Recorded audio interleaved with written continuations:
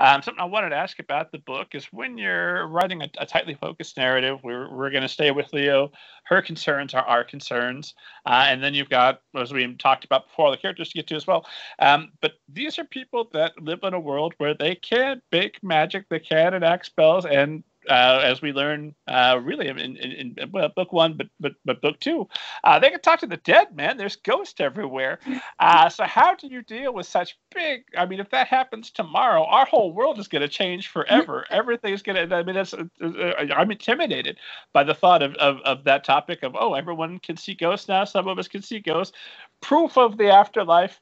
Change your religion. This is what it is. How do you avoid expanding to that level and just running with those ideas, but without closing those doors, but keeping focused on the story that we paid to read and we want to enjoy? Yeah, that's another really cool question. I mean, I think part of the answer is you don't avoid it, but you just end up cutting. Cutting is a writer's best friend.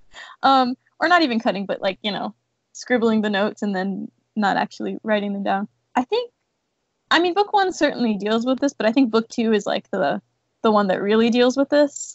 Because I did have to, I had to like pick a stance on the afterlife, right? Or like on how the afterlife works. And that was pretty wild. I just did it and nobody ever stopped me. And I was still kind of like, no one's going to say like, this is wrong. Okay, cool. Awesome.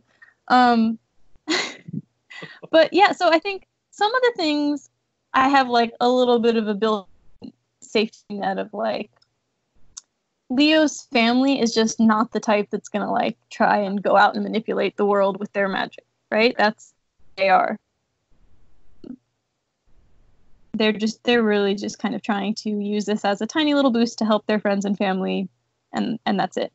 I did have, because I would have thoughts like that. I did have some like canonical limitations. So they mentioned that good luck spells and prosperity spells, like to get more money, have diminishing returns. So you can do it once and it'll help you for a little bit. But if you did it every day, eventually it would just not work anymore. Same thing with Leo's sister. Also true. I'm going to date myself, but when you joined the Columbia Music House, if you didn't pay them, you wouldn't get more CDs. But that first batch was pretty awesome.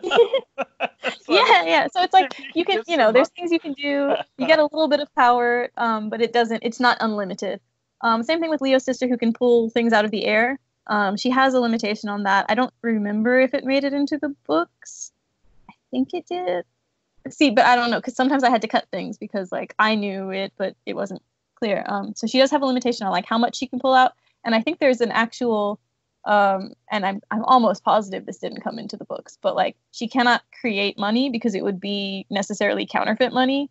So like because it would be the shape and size of money, but it wouldn't be from the U.S. Mint. So like she can do it, but it is automatically counterfeit. Like that's just a true thing about it. So she, like, it's a limit on her power. It would be a very good counterfeit, but like, so there's, in the same way that you can counterfeit money, but you don't, she can create money out of thin air, but she doesn't. You can magic your way out of prison. Yeah. My favorite scene, again, I can't believe someone let me write this, was when she zip tied one of the ghosts. It happened off screen, but like we saw the zip ties. Like I was just like, what if you could produce very small objects? What would be the most useful thing to stop someone from? Oh my gosh, zip ties exist. So things like that. Like sometimes I really do I don't stop myself from thinking about them. I just let myself go to the very far. Like I come up with the solution, and then it may not actually end up in the book. With the ghosts, I think there's enough, like, in the same way that I don't like disbelieve in UFOs or flying saucers, I don't disbelieve in ghosts. So I think there's enough like people who have thought about that and like tradition of telling ghost stories and thinking about how ghosts exist that like I didn't feel like I was making it up from, like a brand new change your religion, like life altering idea that people can, that souls exist in this sort of other place. And I wanted to give them that sort of limitation also, which is tough to do because I really loved the movie Coco, but I didn't love that in the movie Coco, they had to give dead people like a final death. Just because it felt like just kind of like an excuse, because like they were already dead, but they needed some way to raise the stakes, basically. So they were just like, oh, but you can die again. And I kind of like, when I saw the movie, I was kind of laughing at that. I was like, okay, you raise the stakes, but like, does that even make sense? And then I kind of had to do the same thing in book 2, where I had to say like, okay, well, you know, certain things come to pass. How do we raise the stakes? What threat can you give to a ghost, right? And so I actually ended up with 2 slightly different ones. One was if your spirit gets trapped in the living world, and it will be cut off from sort of the like nourishing flow of energy in the ghost world, el otro lado. Then that's how you become sort of like an angry spirit or like a messed up spirit. So I kind of made fun of Coco, but then I ended up doing something very similar, which is making up a way for a ghost to raise the stakes. And then also there was this idea that, you know, not everyone is a ghost. So if not everyone is a ghost, what's the difference? Why are some people ghosts and some people not? And I didn't want that to be like a bad thing, necessarily, because, you know, there's lots of great people who, you know, in everyone's lives, and I assume in my readers' lives, who have not come back to visit them as ghosts. And so you don't want to say like, if your grandma doesn't visit you as a ghost, then it's because she doesn't love you enough. Like you want to avoid that sort of thing. She told you to clean up your room and you didn't. Yeah.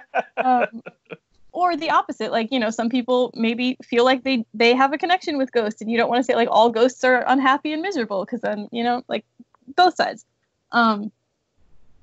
So I kind of came up with this idea that there was the like letting go version of ghosthood, where you are still part of that like flow of energy, you're still part of everything, but you are not like individualized anymore. You're just part of the flow.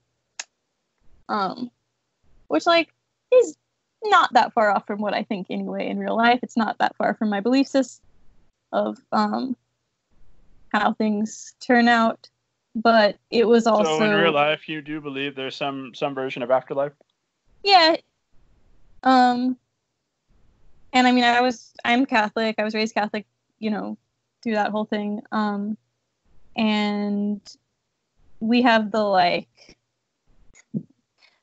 good afterlife and we have the bad afterlife. But the bad afterlife is taught to us, at least, as this separation. So I think it made sense for me that like a good ending would be the opposite of separation, like complete togetherness, complete wholeness, one with everything, is how the grandma talks about it. So yeah.